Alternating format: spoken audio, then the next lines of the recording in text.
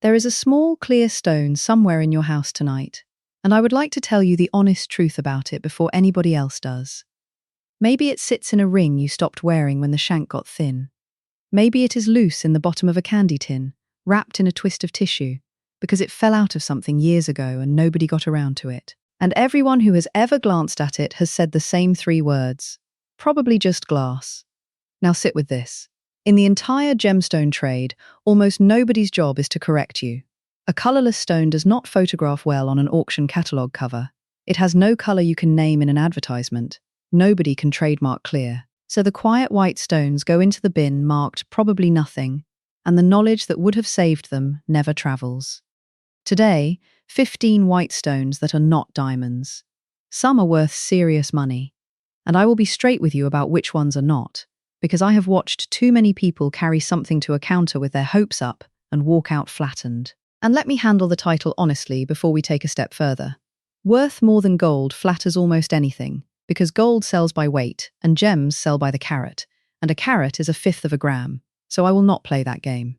When a stone here genuinely outruns the metal it is set in, I will say so. When it does not, I will say that too. Number 15. White topaz. Almost every one of you has met this stone.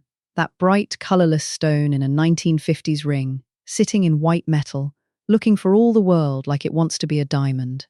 Half the time it is white topaz, my honest word. Colourless topaz is one of the least expensive stones in the case, and most of the blue topaz you see today began as this exact colourless material, changed by irradiation and heat. So, if the family has been calling grandmother's topaz the hidden treasure for 30 years, I would rather you heard it from me first. But do not bin it either. Topaz has perfect cleavage. One clean plane running through it, like the grain in oak. A single sharp knock the wrong way splits a topaz in half, and no jeweler alive can put it back. So a large old topaz that survived a century unchipped is genuinely unusual, and the mounting around it, if it is real gold and hand-built, may quietly be the more valuable half.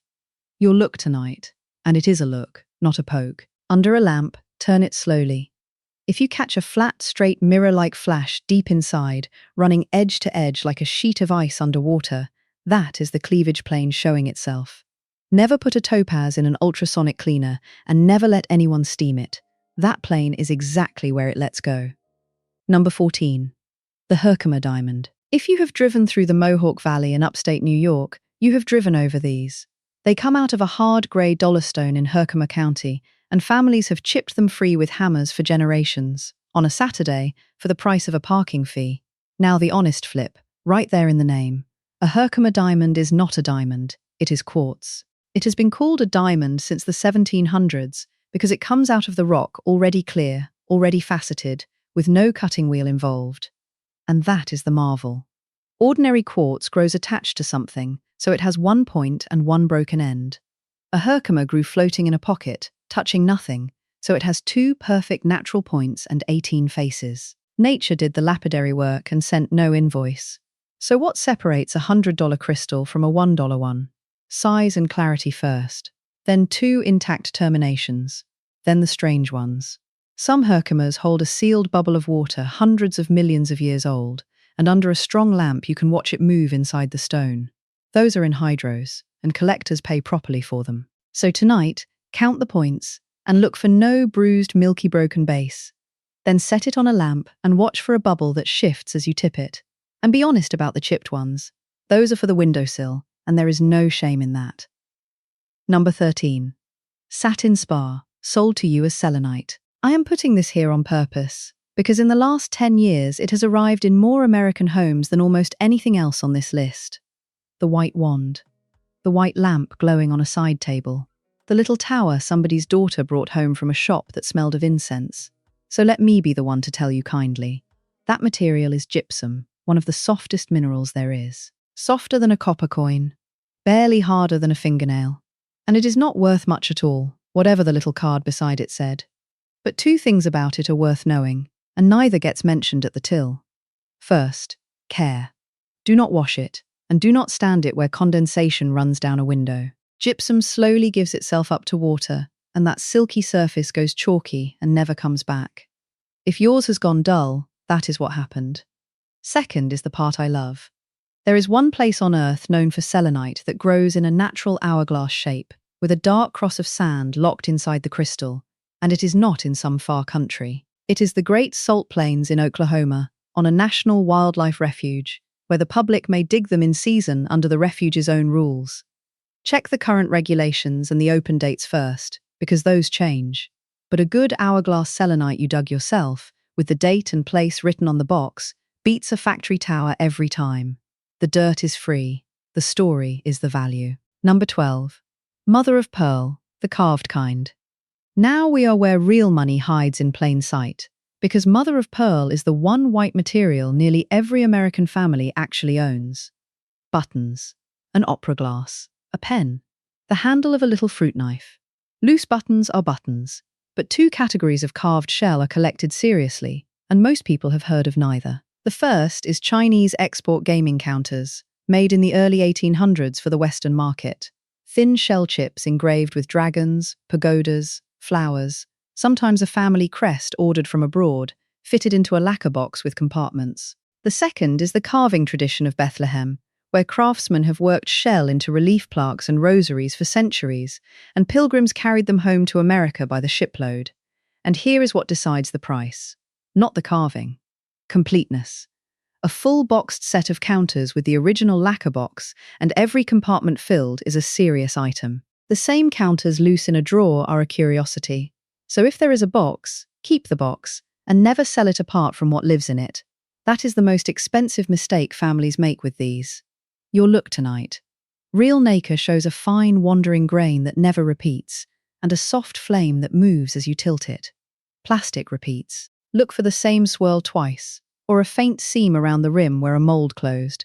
And one thing nobody says, mother of pearl is not restricted the way ivory and tortoiseshell are, but certain shell species do fall under wildlife rules that differ by state and change over time. Before you sell or ship anything old and shell, check the current regulations where you live. Number 11. Goshenite. Here is a gemstone named after a town in western Massachusetts, and I doubt 1 person in 1,000 knows it. Goshenite is colourless beryl, the same family as emerald and aquamarine, without the trace elements that colour them. Pure beryl is clear. A whisper of chromium gives you emerald. Iron gives you aquamarine. Take everything out and you have this. It was described in 1844 by an American mineralogist named Charles Upham Shepard, who lectured in natural history at Yale, from crystals found at Goshen in Hampshire County. And before optical glass was made well and cheaply, clear beryl was ground into lenses for spectacles. People wore this stone on their faces to see with. Now the honest number. Faceted Goshenite is inexpensive. It never had a marketing campaign, and it has none of diamond's fire. But here is what matters for an old jewellery box. In Georgian and early Victorian work, colourless beryl and rock crystal were routinely used to imitate diamond, and to make them convincing the bench, set them over a thin sheet of metal foil in a closed-back mounting. The foil supplied the flash, the stone could not. So if you own a very old closed-back ring or brooch whose stones look slightly warm, slightly too even, slightly buttery, you may be looking at a foil-backed stone. That is not a fake in the modern sense. It is a period technique, and a well-preserved foiled piece is collectible in its own right. Never soak one, and never let it near steam. Moisture gets behind the foil, and the piece goes dead grey forever. Number 10. Danburite. And here is the strangest coincidence in this whole list. The same man, Charles Upham Shepard, described another colourless stone 5 years earlier, in 1839, and named it for the town where he found it. Danbury, Connecticut. 2 of the world's white gemstones, named for small New England towns by one New England mineralogist in a single decade. And the original spot in Danbury is gone. The city grew over it, and very little verified material from the type locality survives anywhere. Danburite is a calcium-boron silicate, around 7 on the hardness scale, and unlike topaz, it carries no treacherous cleavage plane, which makes it far better behaved to actually wear. The finest crystals today come from Charcas in San Luis Potosí in Mexico, and from Madagascar and Myanmar. Your check is a small pleasure. A good many Danburites glow under ultraviolet light, pale blue or soft yellow depending on the material. If you own one of the little lamps rock collectors carry, wear eye protection, never look toward the bulb, and keep children well away. It will not prove what you have. Nothing does on its own. But a glow where you expected none is reason to take a stone seriously instead of dropping it back in the tin. Number 9. Scheelite. This one behaves like a magic trick. Scheelite is a calcium tungstate named for the Swedish chemist Carl Wilhelm Scheele, and in daylight, a good one is a warm, clear, honey-to-colourless stone most people walk straight past. Put it under a shortwave ultraviolet lamp, and it lights up an intense, unmistakable blue-white. Not a shimmer, a glow, like something switched on inside it. And that is not a parlour trick, it is history. Scheelite is an ore of tungsten, and tungsten makes the hard steel used for cutting tools and armour. When the world needed tungsten badly in the middle of the last century, prospectors walked the desert hills of California and Nevada at night, carrying ultraviolet lamps, hunting that blue glow in the rock. Men found ore in the dark because a stone told on itself. The honest limits. Scheelite is soft, around 4.5 to 5, and will not survive life on a hand. Faceted scheelite is a collector's gem cut for display, and fine stones and fine crystals do bring real money in that world. But no shop counter is waiting to buy one from you. And a safety word. Shortwave ultraviolet light is not the little purple flashlight from the hardware aisle. It can hurt your eyes and burn skin. Proper eye protection, short exposures, never toward a face, and keep it away from children entirely. Number 8. Cerussite. I have been waiting to tell you about this one because it is the most spectacular white stone almost nobody has heard of, and it comes with a warning attached. Cerussite throws more fire than a diamond. That is not a figure of speech. Dispersion is the measurable ability of a stone to split white light into rainbow flashes. Diamond is commonly given at 44 thousandths. Cerussite is around 55. A well-cut cerussite outsparkles a diamond under a lamp. The finest transparent crystals came from the Tsumeb mine in Namibia, and there is material from Dona Ana County in New Mexico as well. The largest faceted cerussite known is called the Light of the Desert, roughly 898 carats, about the size of a palm, and it lives in the Royal Ontario Museum in Toronto. So why has nobody ever offered you one? Because it is lead carbonate, about 3 on the hardness scale, softer than a copper coin, brittle, it cleaves, it hates heat, and cutting one without shattering it is one of the hardest jobs in lapidary work. It cannot be worn. It will never appear in a bridal advertisement. And because of the lead, handle any cerussite sensibly. Do not cut, sand, or tumble it at home. Do not let children handle it. Keep it off food surfaces and wash your hands afterward. I am not telling you it is dangerous in a display case. I am telling you not to make dust out of it, and anything beyond that is a question for a doctor and your state's guidance, not for me. Now, if you are still with me, do me one small kindness and tap subscribe, because this channel lives or dies on whether people like you stay for the second half. And before we climb into the top 7, the thing I say every time and mean every time. I am not a certified appraiser, this is not an appraisal, and nothing here values anything you own. Nobody honest can price a stone from a photograph or a description. Before you buy, sell, insure, ship, or donate anything you think might matter, talk to a certified appraiser and check the regulations in your own state and locality. Everything I give you is meant to help you decide what deserves that phone call. Now, the top 7. Number 7. White sapphire. And here I want to correct something you have probably been told, because I have heard it repeated confidently for years and it does real harm. White sapphire is colourless corundum. Take the colour out of a ruby and this is what remains. It is a 9 on the hardness scale, second only to diamond among common gems. And that part is true. What is not true is the rest. White sapphire is not a secret inheritance. Within the corundum family, it is generally the least expensive member there is. Fine blue, fine pink, fine podporodcha all leave it far behind. If a jeweller once told your mother her stone was only a white sapphire, that jeweller was, unfortunately, telling the truth. And a second correction. You will hear that sapphire is nearly as hard as diamond and nothing scratches it. Hardness is a ranked list, not a ruler, and the distance between 9 and 10 is enormous. Hardness is also not toughness. A hard stone still chips, and old white sapphires very often carry bruised, frosted edges from a lifetime of door frames. So where is the real value? In the jewellery. White sapphire was used constantly in Edwardian and Art Deco pieces set in platinum, sitting right alongside genuine diamonds. And those mountings, the hand-pierced galleries, the mill-grain edges, the maker's mark inside the shank, are frequently worth many times the stone. And one look, for a loose stone only, never for a stone in a setting. Lay it table down on a page of newspaper. Through a diamond you cannot read the printed line.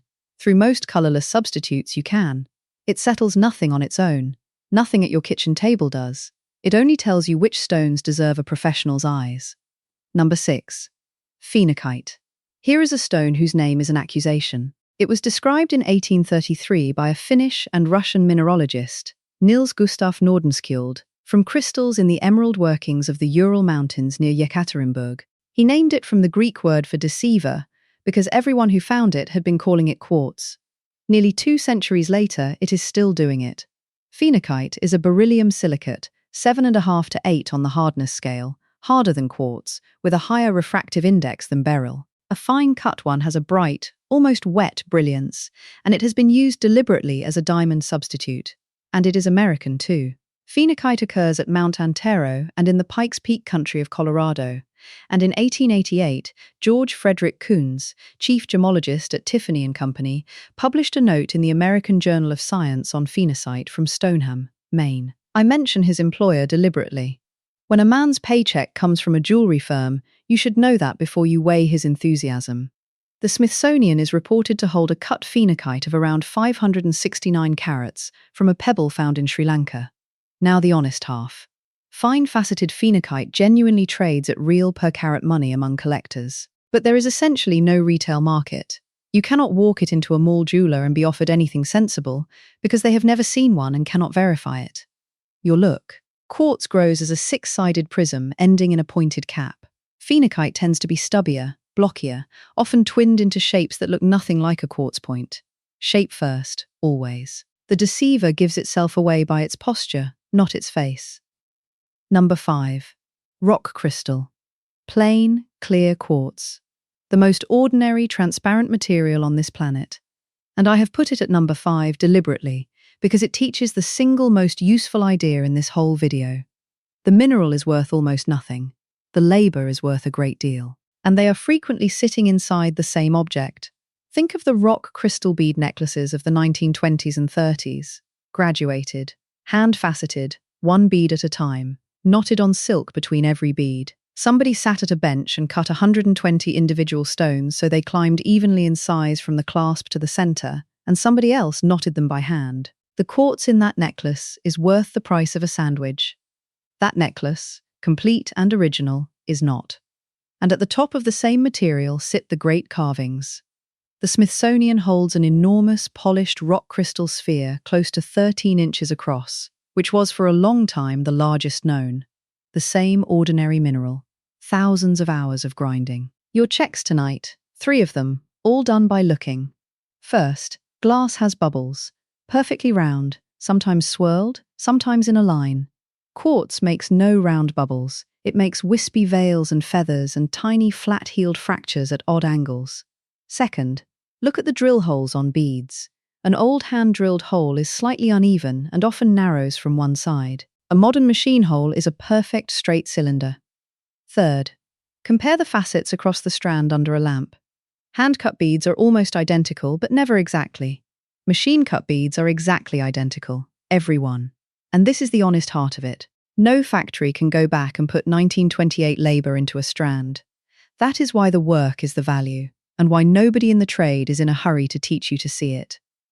Number 4. White zircon.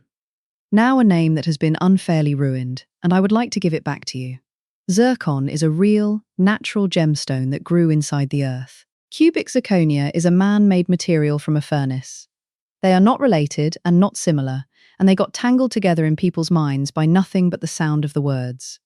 Zircon crystals from the Jack Hills of Western Australia have been dated to roughly 4.4 billion years, which makes them among the oldest known pieces of this planet anyone has ever held. Older than life, older than most of the crust. And white zircon has a real place in an old jewellery box. Through much of the 1800s and 1900s, colourless zircon from Ceylon was the honest man's diamond, sold under trade names taken from the town of Matara. It turns up in Georgian and Victorian and Edwardian pieces constantly, and today it is regularly dismissed as glass, as paste, or as a poor diamond, the honest number. Loose white zircon is not expensive now. The value in your piece is the age, the setting, the completeness. But there is a real tell, and it is the opposite of what you would expect. Zircon is heavy for its size, noticeably so, and it abrades. Old zircons show softened, slightly fuzzy facet edges where diamonds beside them stay razor sharp. That wear is not damage to hide. It is evidence of age, and it helps date the piece. One caution: much zircon has been heat-treated, and heat-treated material can be sensitive to further heat and to long, hard sunlight. Keep an old zircon off a sunny sill and never hand it to anybody reaching for a steam cleaner. Number 3. The natural pearl. And now the one I believe is most likely to be sitting in an American house tonight, misjudged, in a drawer.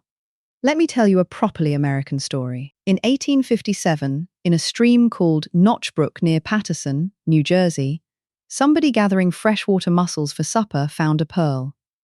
Accounts differ on the man's name and on exactly what was paid, and I will not pretend otherwise. What is not in dispute is what came next. The pearl was bought by Charles Louis Tiffany, it went to Europe, and it is reported to have ended up with the Empress Eugenie, which is how it got the name, the Queen Pearl. And then the fever started. Ordinary people waded into New Jersey streams by the hundreds, then into streams in New York and Ohio and Tennessee and the Mississippi drainage. They stripped the mussel beds so thoroughly that in many places the mussels never came back, and neither did the pearls. That is not a romantic footnote. That is why genuinely old American natural pearls are scarce. Now the thing almost every video on this subject gets wrong. You have heard the tooth test, where you rub a pearl gently along the edge of a tooth and feel for a faint grittiness. That test does exactly one job. It tells you nacre from plastic. It cannot tell you natural from cultured. Nothing you can do at home can. A cultured pearl is real nacre too. It is nacre grown around a bead a human being inserted. The only reliable separation is done in a laboratory using X-ray imaging. A cultured pearl shows the bead sitting inside it with a clear boundary. A natural pearl shows growth going all the way down. Laboratories such as the Gemological Institute of America do this work, and this is where the money quietly is. Two strands can sit side by side, identical to your eye and to a shop counter's eye. One is a 1960 cultured strand. The other is an inherited natural strand from before cultured pearls existed. The gap between them is not small, and no jeweler on the high street will X-ray anything for you out of kindness. Nobody profits from telling you to test your grandmother's beads. So what do? If a strand came down from before roughly the 1920s, if the clasp is old and handmade, if the pearls are slightly irregular rather than perfectly matched, that strand deserves a laboratory report before anyone sells it. And treat it kindly meanwhile, never an ultrasonic cleaner. Perfume and hairspray before the pearls go on, never after. Wipe them with a soft, damp cloth after wearing. Store them flat, not hanging.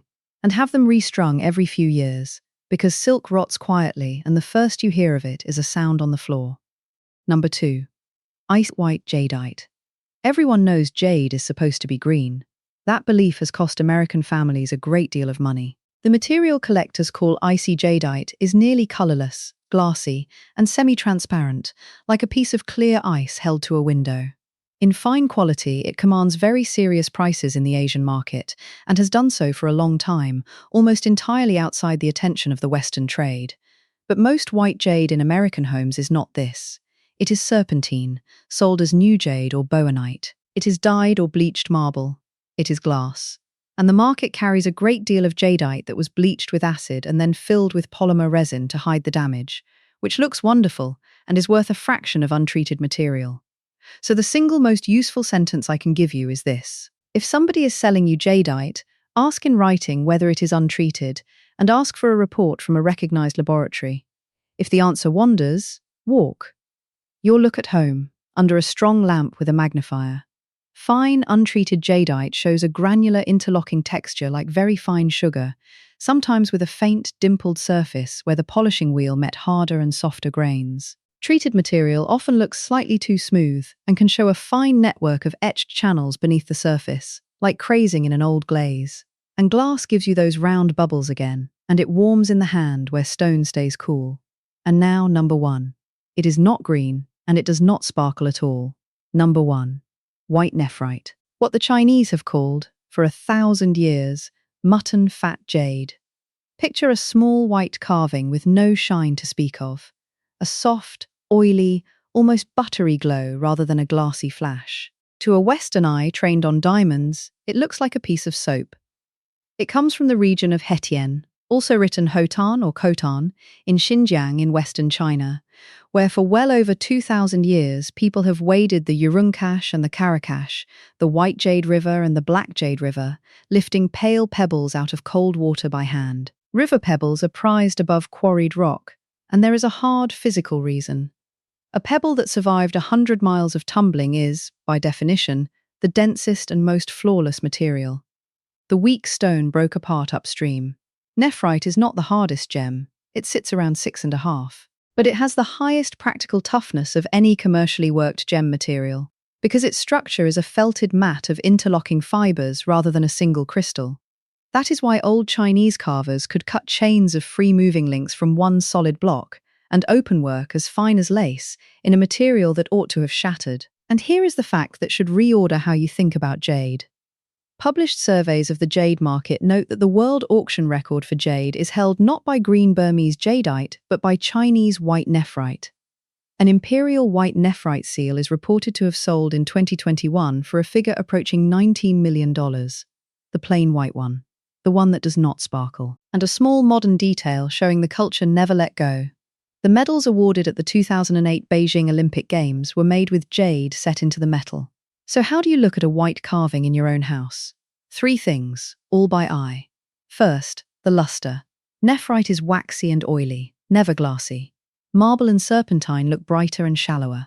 Second, the toughness evidence. Look at the thinnest part of the carving. An open-work tendril, a free-hanging ring, the whisker of a beast. If somebody cut hair thin detail and it survived a century, that is a material with real toughness, and marble almost never manages it. Third, under strong sidelight and a magnifier, nephrite shows a faint, fibrous felted texture running through it, not the sugary sparkle of marble. And the value question, honestly answered. Age, carver, provenance, and the quality of the white all matter enormously, and the range runs from $20 to figures I would not say aloud without a laboratory report in front of me. Which is exactly why a white carving that has been in your family for generations should be photographed, documented, and shown to a specialist in Chinese works of art, not to a general jewelry counter that will price it as a paperweight. So let us come back to where we started, that clear stone in the tissue paper. Here is what I hope you carry away. And it is not a list of names, it is a habit. Colourless does not mean worthless, and it does not mean valuable either, it means unread. A white stone is simply a thing nobody bothered to look at properly, because there is no advertising campaign for clear, no colour to name, no page in a catalogue, and no commission in explaining it to you. And notice what actually decided the money in almost every one of these 15. Not the mineral. The labour, the age, the completeness, the paperwork, the story you can prove.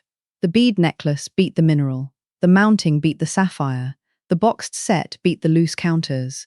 The laboratory report beat the pearl's appearance. That is the pattern, and once you see it, you cannot stop seeing it. And one more time, because it is the most useful sentence here. I am not a certified appraiser, and nothing in this video is an appraisal. Before you buy, sell, insure, or donate anything of value, check with a certified appraiser and check your own state and local regulations, particularly on anything old made from shell, coral, tortoiseshell, or ivory. Now, I would very much like to hear from you, and I will read these. First question. Is there a clear stone in your family that everybody has always assumed was glass? And what makes you think somebody might have been wrong? Tell me what it is set in, because the setting is usually the real clue. And second, a question I expect will start an argument, and I would like it to. Do you believe an old cut white stone, worn soft at the edges by 100 years on a hand, is worth more or less than a perfect modern one? The trade says less, and prices that wear as damage. I have come to think the trade is wrong, and that wear is provenance, you can see. Tell me where you stand. Thank you for sitting with me. Go and look in the tin.